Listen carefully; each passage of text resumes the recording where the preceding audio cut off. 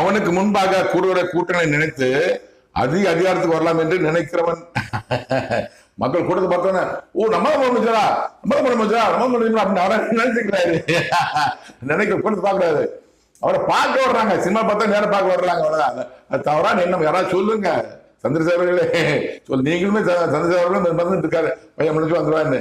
கடவுள் இருக்கிறார், நீங்க கூப்பிடுகிற இயேசுவின் பிதா கட்ட கடவுள் என்ன இருக்கு அவர் சொல்ல வாக்கியத்தை சொல்லுங்க. நான் சந்திரசேகருக்கும் சோழசந்திரன் தெரியும், அவங்க கிருஷ்ணன் இருக்கிறவங்க தெரியும் அவங்களுக்கு. இதை மகன் சொல்லுங்க, சொன்னா சொல்லுங்க, உங்க இஷ்டம். பிதான் சித்தம் திட்டம். அதிக அதிகாரத்தை முதலமைச்சர் வரலாம் என்று நினைக்கிறவன் அவன் நினைவு அவனுக்கு நிறைவேறாது. அவன் நினைவு அவனுக்கு நிறைவேறாது. அவனுக்கு நினைவு அவன் நிறைவேறாது. முதலமைச்சரா வரலாம் என்று நினைக்கிற நினைவுகள் நடிகர் விஜய் நிறைவேறாது. நிச்சயமாக 2026 முதலமைச்சர் நடிகர் விஜய் வரமாட்டார். அரசியல் விட்டு ஓடி வருவார். ஏன்